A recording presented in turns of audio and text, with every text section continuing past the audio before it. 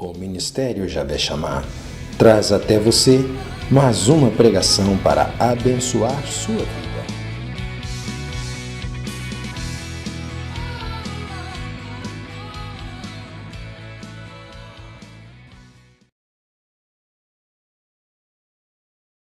Como é gostoso quando nós nos colocamos diante de Deus, de um Deus amoroso, e nós confiamos que Deus nos acolhe.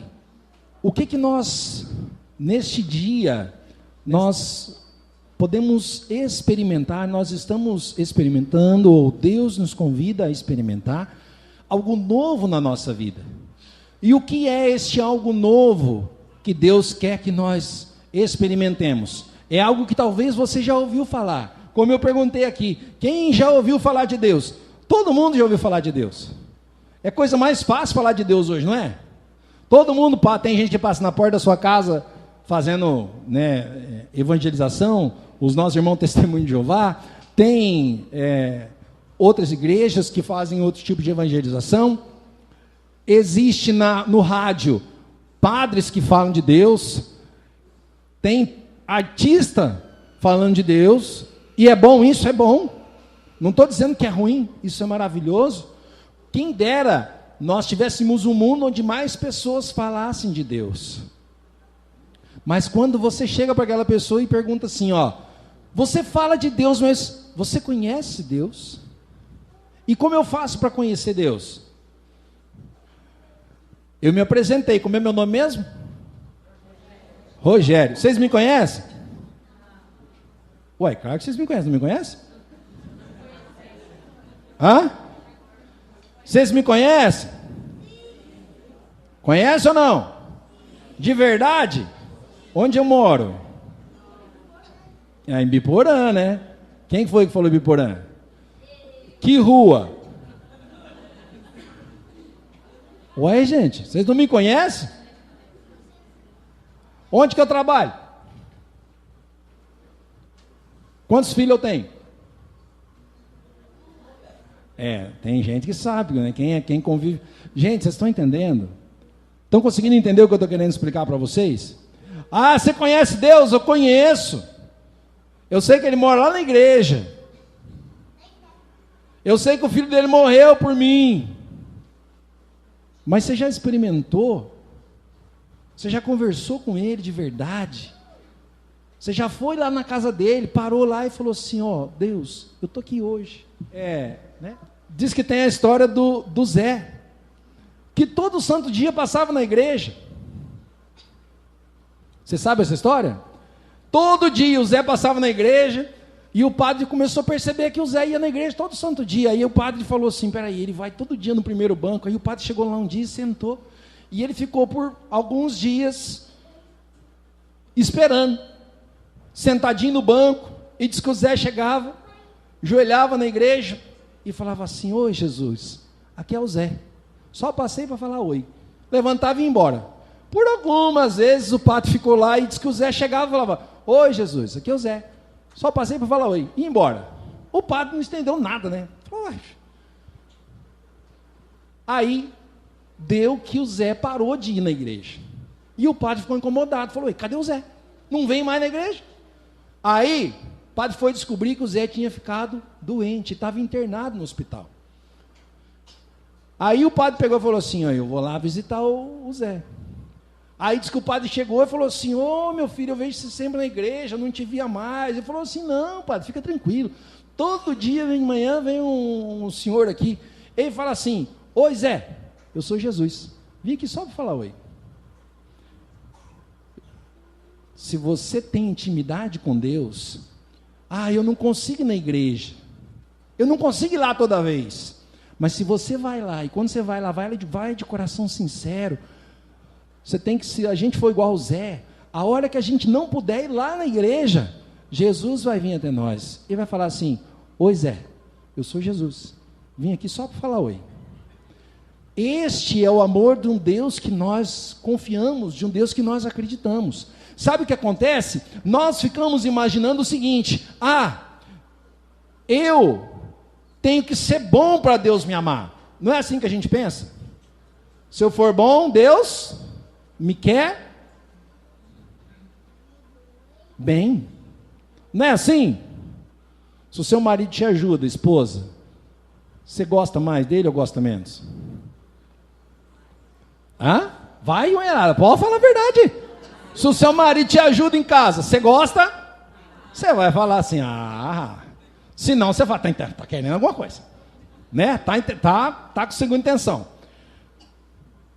Se o seu filho faz um negócio, assim, eu não estou dizendo, gente, amor, o amor é incondicional, mas se o seu filho faz aquilo que você pede, você gosta mais dele e se alegra com isso, é verdade ou não é? É ou não é, gente? É. E sabe o que acontece? A gente transfere isso para Deus, a gente muitas vezes transfere isso para Deus. Ai, Deus me pede isso, a palavra de Deus me ensina isso, mas eu não estou fazendo o que a palavra de Deus me ensina. Automaticamente na nossa consciência vem aquele pensamento assim, Deus não gosta de mim, ou Deus não gosta daquilo que eu estou fazendo, automaticamente Ele não me quer bem, Ele não me quer perto, e aí a gente vai se afastando de Deus. E a gente vai se deixando ir para longe de Deus. Por quê? Só porque a nossa consciência nos acusa de algo. Mas Deus jamais nos acusa. Então, olhe, presta atenção. Repete comigo, Deus não me ama porque eu sou bom ou porque eu sou mau. Fala. Deus não me ama porque eu sou bom ou porque eu sou mau. Deus não me ama para que eu seja bom. Deus não me ama para que eu seja bom. Deus me ama porque Ele é Deus. Vai? Deus me ama porque Ele é Deus. Porque Ele é misericórdia, porque Ele é infinita bondade, porque Ele é amor sem fim. Agora, o que você faz com o amor que Deus deposita na sua vida, depois que você receber Ele, eu digo sempre o seguinte, é impossível você ir conhecendo Deus, você ter uma experiência de Deus, e você continuar fazendo as coisas de homem velho, você continuar fazendo as mesmas coisas que você fazia antes de conhecer Deus. Porque quando a gente conhece, algo na nossa vida começa a mudar, algo na nossa vida começa a ser transformado, e nós nos abrimos a essa transformação. A palavra de Deus diz assim, sede santos, porque Deus, o vosso Pai, é santo.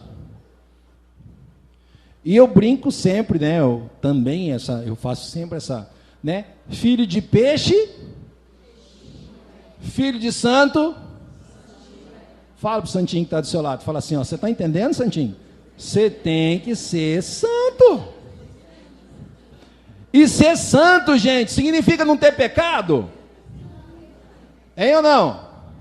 A Igreja Católica tem um monte de gente que é santo, não tem? Mas nós temos santos da atualidade, que a Igreja elegeu como santos, e a Igreja disse que são santos. Qual foi o último? Nós temos lá um santo que foi importante, santo do nosso tempo, São João Paulo II, que a igreja o canonizou. Eu pergunto, João Paulo II, na época que ele era papa, que ele estava vivo, antes de ser canonizado, considerado santo, ele tinha pecado? Tinha ou não? Como é que você sabe que tinha? Ele tinha pecado, tanto é que ele tinha um padre que atendia as confissões dele. Né? Eu não sei quais eram os pecados que ele confessava, mas a gente sabe que o próprio Papa, hoje tem um padre que atende as confissões dele. Por que um padre vai lá se confessar? Por que a gente vai se confessar? Porque a gente tem pecado. Oi, mas ele não é santo? Ser santo não significa não ter pecado. Ser santo significa eu não deixar que o pecado que está em mim vença. É aquela coisa, eu caí, eu levanto e eu continuo caminhando na direção do céu. Eu caí de novo, eu levanto e eu continuo caminhando. Tem gente entendendo errado o que é ser santo. E acha, porque tem gente que é assim, né? Eu fiz um propósito na minha vida, aí beleza, falhou naquele propósito, já desanima, joga tudo para o ar e vai embora e não quer saber de mais nada. Não é assim. Caiu, levanta, sacode a poeira, dá a volta por cima e segue em frente. Olha aí para o Santinho que está do seu lado e fala assim, Santinho, se você cair, levanta e vai em frente. segue o caminho de Deus. É assim que tem que ser. Nós temos que seguir o caminho de Deus, porque nós somos a imagem e semelhança de Deus. Deus é amor e Ele derrama todo o amor dele na nossa vida. Agora, acontece o seguinte: nós temos muitas vezes que acreditar e viver isso na sua plenitude. Nós temos que acreditar e viver isso plenamente. Qual é o bloqueio que acontece quando nós não vivemos, ou o que nos impede de viver isso plenamente? O nosso querer, o nosso eu. Eu acabo não me permitindo viver isso. Eu me deparo com o quê? Me deparo com os meus defeitos, me deparo com as minhas imperfeições. Você tem defeito? Tem ou não? Quer ver, ó? Os maridos, as mulheres de vocês têm defeito? Vai, fala a verdade, vocês não vão bater com o pó de macarrão no vocês não. Tem ou não tem? Tem. Os mulheres, os maridos de vocês têm defeito? Tem. Os filhos têm defeito? Tem. Os irmãos de caminhada da igreja têm defeito? Vixe! Principalmente eu, viu, os irmãos? Principalmente eu. Mas o que acontece? Nós não podemos parar nisso. Tem gente que abandona a igreja porque encontrou uma situação errada na vida do outro, porque viu alguma coisa que não gostou e larga tudo. Deixa de ser tonto. Você não está largando o irmão, você está largando de Deus, né? Eu falo sempre, tem gente que vem para a igreja para olhar os outros, não vem para a igreja para olhar para Deus. Então venha para a igreja e venha para o grupo, vai para onde você vai para olhar para Deus. E saiba que lá tem um monte de gente que tem defeito, do mesmo jeito que eu sei. Mas é mais fácil a gente enxergar o rabo do outro do que enxergar o rabo da gente. É verdade ou não é? É ou não? É mais fácil. Não é? Quem fala que não é mentiroso, e mentira é pecado. Acontece que quando nós começamos a olhar para a nossa vida e nós vamos nos apresentar diante de Deus, existe aquilo que nós já falamos aqui, a nossa consciência começa a nos acusar. E aí a gente começa a achar assim, nossa, eu já fiz tanta besteira que Deus não quer nem saber de mim mais. Deus quer que eu vazo fora. Deus não quer nem olhar para minha cara. Nós é que somos assim. Quando alguém faz algo contra nós, nós é que temos esta forma de agir. O Senhor, na sua infinita misericórdia, nos acolhe. Agora, não significa que nós podemos continuar fazendo as coisas de qualquer jeito. Ele nos chama, nos acolhe e fala assim, todas as vezes que Jesus encontrou um pecador que precisava de uma cura, que precisava de uma libertação na Bíblia, o que foi que ele fez? Depois que ele curou? Vai e não peques mais. Significa que aquela pessoa nunca mais pecou? Será que Maria Madalena nunca mais teve pecado? Maria Madalena teve um encontro com Jesus, mas será que significa que ela nunca mais teve pecado? Com certeza ela teve pecado, mas o segredo é, caiu, levanta e vai em frente. De novo, Santinho, caiu, levanta e vai em frente. Amém? Esse é o segredo para caminhar rumo ao amor de Deus. Caiu, levanta e vai em frente. Mas o que acontece? Quando acontece tudo isso, quando eu olho, minha consciência me acusa, a tendência, em vez de eu ir em frente, é eu me fechar. E aí, eu começo a pensar igual aquele filho, o pai não quer nem saber de mim mais. E Deus nos acolhe, Deus nos ama, Deus nos chama de volta. E por que Ele nos chama de volta? Porque Ele é misericórdia, porque é pela sua misericórdia que nós somos salvos. Se esse se esse Deus nos ama, qual é a maior prova? Qual é a maior prova do amor de Deus? Como nós podemos comprovar este amor de Deus? Qual foi o sinal que Deus fez para nós que nos comprova o grande amor dele?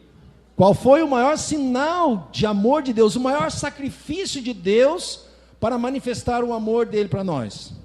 Enviou o seu Filho ao mundo para morrer pelos nossos pecados. E Jesus morreu só para os bonitos? Só para os gordinhos, que nem eu?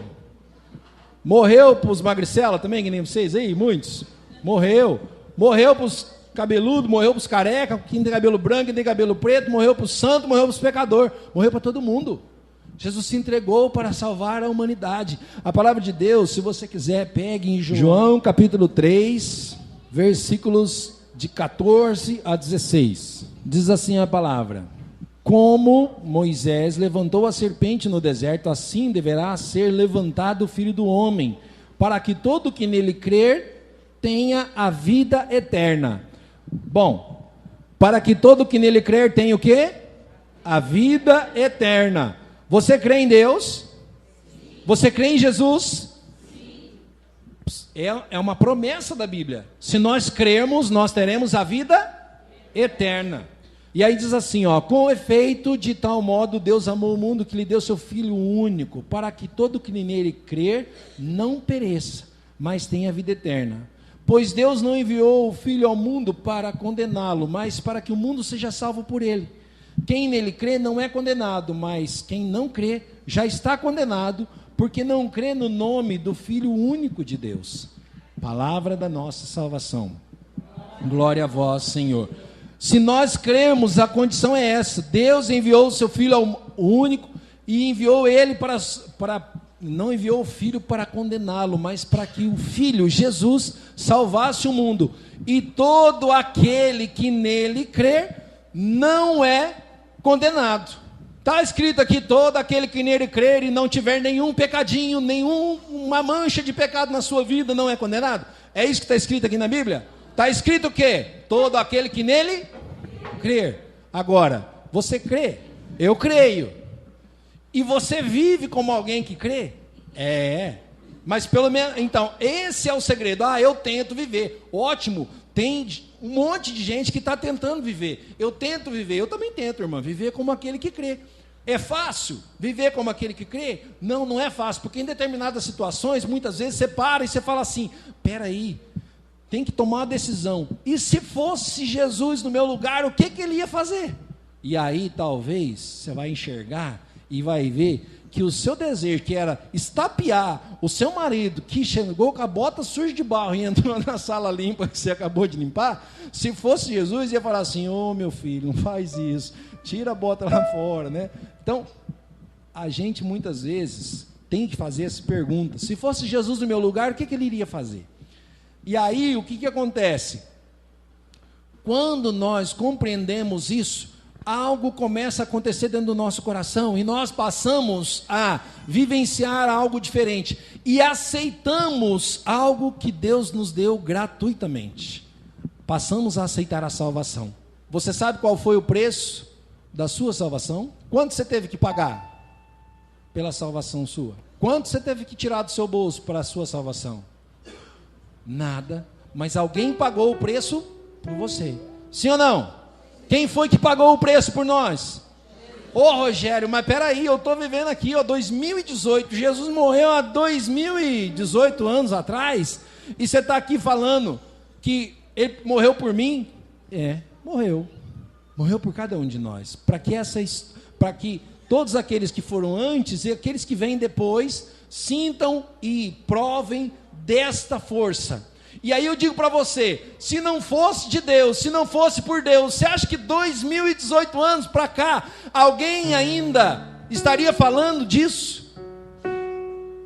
2018 anos depois, este sacrifício continua tendo força, continua agindo e continua fazendo vidas serem transformadas.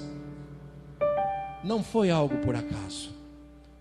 Foi para mim, foi para você, foi por nós. E nós precisamos viver neste tempo, viver neste mundo como um treinamento. Treinamento para quê? Treinamento para a próxima vida que virá. Qual é a próxima vida que você vai ter? Hein, gente? É a vida que é aonde? Eu espero que seja no céu, né? Não, porque depois que você morrer, você tem vida eterna. Sim ou não? Todo mundo acredita nisso? Sim. Vida eterna, não céu eterno. Céu só entra aqueles que merecem entrar, porque no inferno também tem vida eterna. É verdade? Não é isso que nós professamos? Do mesmo jeito que existe o céu, existe o Inferno. A gente não precisa ficar falando dele, mas ele existe. E nós precisamos ficar atentos. Porque é o seguinte, quem já pegou um ônibus lotado aqui? Nós íamos conversando, a Marlene estava com a gente, falou, nossa, entra no ônibus ali, não sei o que, falando, quem já pegou um ônibus lotado aqui? O inferno, gente, é parecido com um ônibus lotado. Não tem cadeira reservada para você. Não tem cadeira reservada. Se você for para o céu, lá no céu tem um banquinho almofadado, cadeira que reclina, confortável, escrito seu nome, ar-condicionado, escrito seu nome, está escrito Rogério, e está lá. Se eu não for lá sentar nele, ninguém vai sentar no meu lugar. Agora, lá no inferno, não tem banco escrito meu nome. Se eu tiver que ir para lá, eu vou ter que ficar em pé pela eternidade, andar junto com todos os outros que estão lá espremidos pela eternidade, porque não tem banco lá. O nosso lugar é o céu. Fala assim, ó, Santinho, o seu lugar é o céu. Lá no inferno não tem lugar para você não. E é isso que nós temos que viver, gente. E assim, ó, nós temos que perseguir este objetivo. Nós temos que perseguir esse objetivo. É fácil? Não é fácil, né? Infelizmente não é fácil. Por que não é fácil? Porque o mundo oferece um montão de coisa hoje. É ou não é? Né? O mundo oferece um montão de coisa. A fofoca hoje ficou moderna, não ficou? Né? A fofoca hoje fala pelo Facebook, fala pelo WhatsApp, né? A fofoca hoje corre pelos meios eletrônicos, a fofoca moderna. Né? Tem gente que tem uma necessidade gigantesca de acontecer, né? Eu brincava com a Erika, gente, pelo amor de Deus, eu não estou falando aqui não, viu? Quem faz isso não, né? Eu estou falando só, eu estou citando um exemplo. Tem gente que, ai, nossa, eu vou comer um prato diferente, vou comer carne de ganso com ovo de pato. Puxa, tira a foto do prato e põe para o outro ver o que ele está fazendo. Existe uma necessidade muito grande de exposição, das pessoas mostrarem, de se expor, de mostrar o que está fazendo, de mostrar, e aí você mostra no Facebook para todo mundo, e assim você muitas vezes não para e mostra para Deus, fala, Senhor, olha aqui minha vida. E na grande maioria das vezes o cara para e põe aquelas fotos, aquelas coisas lindas, maravilhosas, mas quando passa tudo aquilo, no fundo, talvez ele tenha um grande vazio dentro dele. E ele está postando, ele está colocando alguma coisa para chamar a atenção, porque ele quer atenção, porque no fundo ele está carente. E quem pode suprir essa carência é Deus. Nós temos, muitas vezes, a necessidade de ter coisas. Tem gente que fala, eu vou batalhar para ter o meu carro, eu vou batalhar para ter minha casa. Tem gente que quer ter bens. Tem gente que quer ter pessoas. Eu quero ter um marido, eu quero ter uma mulher, eu quero ter um filho. Ter. E nós precisamos estar com Deus e deixar que Deus tome conta. Gente, eu não estou falando que é errado a gente desejar as coisas. Nós temos que desejar, isso faz parte da vida. Nós temos que desejar, nós temos que almejar um crescimento, nós temos que lutar para melhorar, nós temos que batalhar para fazer as coisas, mas coloca Deus na frente. Tem gente que faz, né, aquilo que eu falei um pouquinho antes na oração, tem gente que faz da sua vida um eterno juntar dinheiro, junta, guarda, põe no banco, faz isso. Às vezes, deixa de comer um sorvete, porque não, esse sorvete que eu vou depositar na poupança. E aí depois é o herdeiro que vai lá tomar um sorvete no lugar dela. Cuidado, vamos dar valor para aquilo que tem valor. E eu não estou dizendo com isso que a gente não tenha que fazer, né? Cada um sabe como faz, mas não faça disso o Senhor da sua vida. Não faça disso o Senhor da sua vida. Nós estamos vivendo num mundo que é egoísta. Cada um quer cuidar do que é seu só. Não existe gente que quer se doar pelo outro. Não existe gente que quer se doar pelo irmão. E quando alguém começa a fazer, você é chamado de louco. É assim ou não é? Você vai ajudar o outro, aí aquele que não ajuda fala assim, mas para que você está fazendo isso? Nós já cansamos de escutar isso, eu já cansei de escutar. Hoje mesmo, estava conversando com uma pessoa, nós estamos ajudando, nós estamos abraçando um projeto em Jataizinho, a casa de uma família que pegou fogo, e nós queimou tudo, gente, não sobrou nada, queimou tudo. Derreteu a casa deles. E nós estamos ajudando eles, estamos tentando unir pessoas lá que querem fazer uma boa ação de reconstruir a casa, ajeitar, ajudar a situação daquela família. Aí eu escutei hoje: mas que adianta, você vai ajudar só uma família? E eu, no dia que fui com o Flávio, acho que estava o Flávio e o Marinaldo, não sei quem mais, tinha algumas pessoas, o Cris, acho que estava com a gente. E eu cheguei lá e olhei e eu falei assim, falei para Deus, falei assim: mas Deus, essa situação aqui é uma situação muito difícil, porque e de verdade eu também tinha isso, nós estamos ajudando uma família, e tem um mundo de gente precisando de ajuda, e nós não vamos conseguir resolver o problema do mundo. E aí Deus veio com aquele jeitinho que Ele tem de falar comigo. Na hora veio um pensamento na minha cabeça: você pode não estar resolvendo o problema do mundo, mas do mundo daquelas pessoas o problema está sendo resolvido. Você pode não resolver o problema do mundo inteiro, mas do mundo daquela família nós estamos dando um jeito, vamos correr atrás para ajudar a resolver. Meu irmão, você pode não resolver os problemas do mundo inteiro, mas do mundo da sua casa você pode resolver. Se você declarar Jesus o Senhor dela, se você pedir para Jesus: entra hoje na minha casa e fica aqui. Entra hoje na minha casa e manda o teu amor, derrama o teu amor aqui. Eu aceito esta salvação hoje, na minha casa, na minha vida. O teu mundo vai mudar. Você não pode mudar o mundo inteiro, mas o teu mundo, em nome de Jesus, se você crer, hoje, você pode mudar. Nós estamos aqui treinando para a vida eterna. Vai lá, Santinho! Você está fazendo um treinamento aqui nessa vida. Você está treinando para a vida eterna. Presta atenção, Vampir.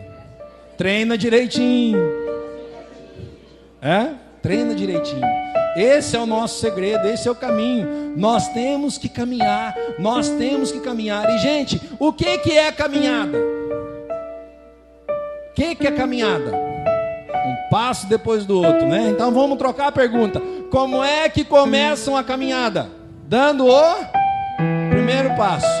Mas se eu der o primeiro passo só e parar, resolve? Depois que eu der o primeiro passo, eu tenho que continuar caminhando. Continuar caminhando. Tem uns doidos que saem correndo, aí corre, não sabe para onde que corre.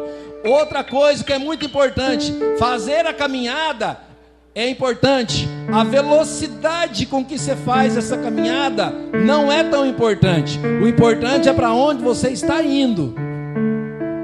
Presta atenção.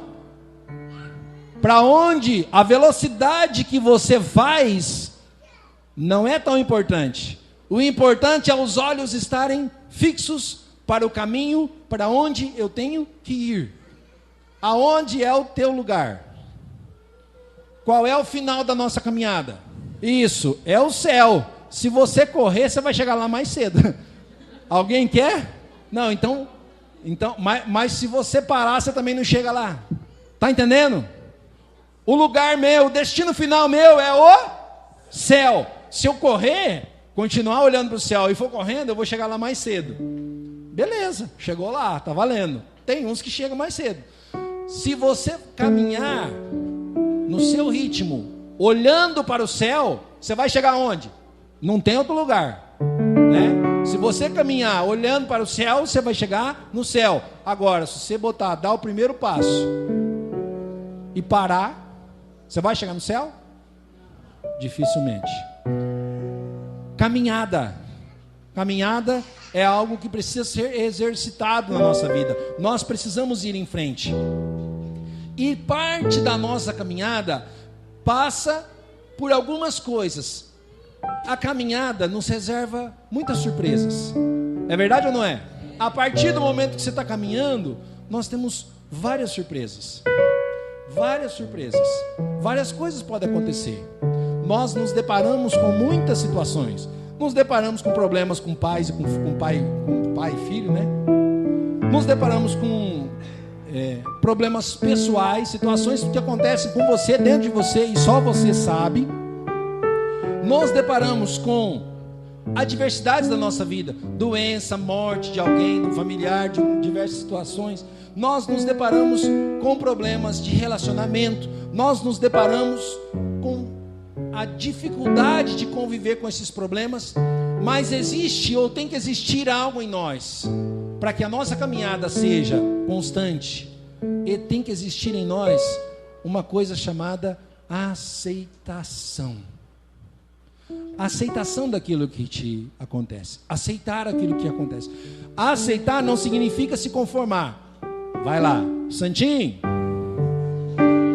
Aceitar não significa se conformar. Quer um exemplo? Vamos lá, olha só, ó. Eu aceito meu pai, meu filho do jeito que ele é, mas o seu filho está indo por um caminho errado. Você não deve se conformar com aquela situação. Eu vou matar ele. Adianta? Adianta? Não adianta. A aceitação nos ajuda a compreender e olhar com os olhos de Deus, o que não quer dizer que eu não tenho que lutar para que isso melhore.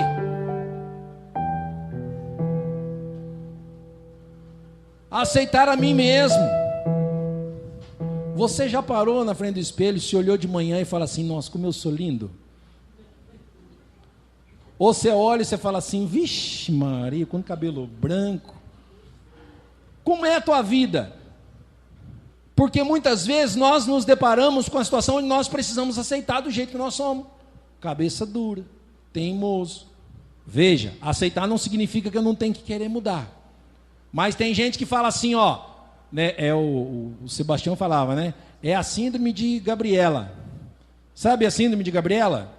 Lembra da novela? Eu nasci assim, eu cresci assim, eu sou mesmo assim, Gabriela. Né? Eu sou mesmo assim, eu cresci assim, eu nasci assim, eu sou desse jeito. E nós temos que nos abrir para que Deus mude essa situação na nossa vida. Então não existe isso, tudo pode ser mudado. Mas eu primeiro preciso aceitar que eu tenho defeito. Eu preciso aceitar as adversidades que acontecem na minha vida. Tem gente que não perdoa Deus porque, né, Deus, você levou minha mãe. Deus, você levou meu pai, Deus, você levou meu filho, e aí eu não perdoo a Deus, eu não permito, eu não aceito as adversidades em determinadas situações da minha vida. E aí, gente, é fácil? Não é fácil, não é fácil, né? Nós convivemos com muitas pessoas que passam por essas situações e que continuam firmes no caminho de Deus, e que continuam fortes e continuam perseverantes no caminho de Deus. Não é fácil, mas não é impossível. Tem gente que acontece uma situação e a pessoa se joga, a pessoa se entrega e aí se afunda.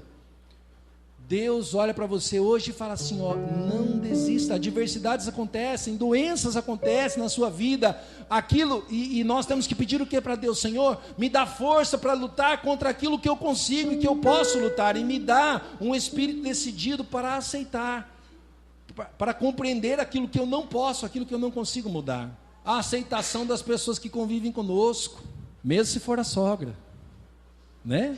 Tem gente que mora perto da sogra. Meus pêsames não é. Tem gente que tem um marido ou a esposa em casa que é difícil de lidar. E aí assim, mas meu Deus do céu, tanto eu rezo, tanto eu rezo, tanto eu rezo. Olha, só para falar, a mãe de Santo Agostinho era, se você for estudar e ver a história da vida dele, o bicho era tranqueiro, o negócio era feio com ele. A mãe dele rezou 30 anos para ele se converter. E depois da conversão de Santo Agostinho, ele virou um dos maiores doutores entendidos da igreja. Os documentos dele são maravilhosos. Mas gente, 30 anos. Quem aqui já tem 30 anos de casado? 30 ou mais. Isso. E como é que tá aí o abençoado ou abençoado? Já converteu? Já está convertido? Já está fazendo alguma coisa? Se não tivesse, você está rezando um pouco. Não, mas eu comecei a rezar depois dos 20 anos de casado. Né? Então, em minha defesa, eu quero dizer isso. Quando completar 50, vai funcionar. Gente, está entendendo?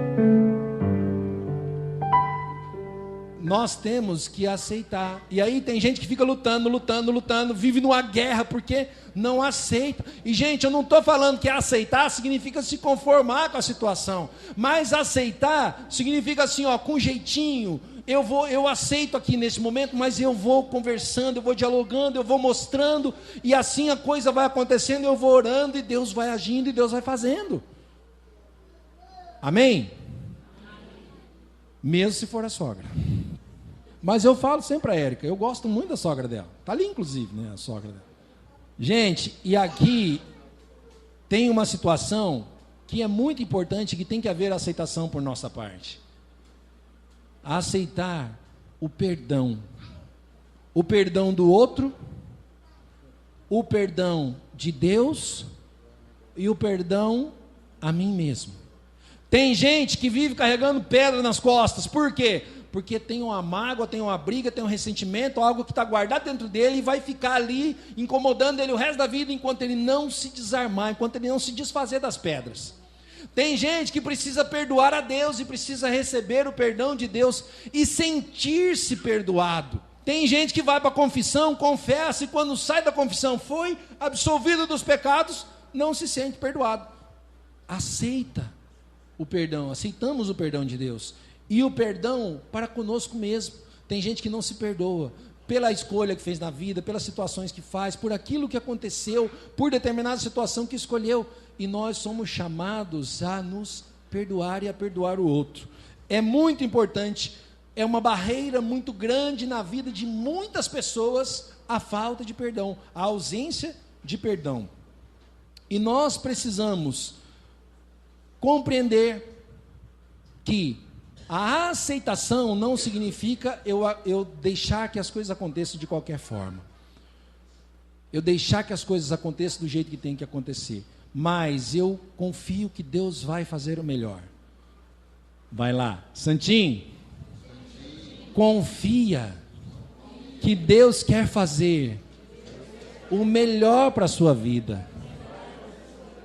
E quando nós confiamos nisso, meus irmãos, que Deus quer fazer o melhor para a nossa vida, nós vamos caminhar de um jeito diferente. Nós vamos enxergar as coisas de um jeito diferente e Deus vai agir no tempo dele, da forma como ele tem que agir.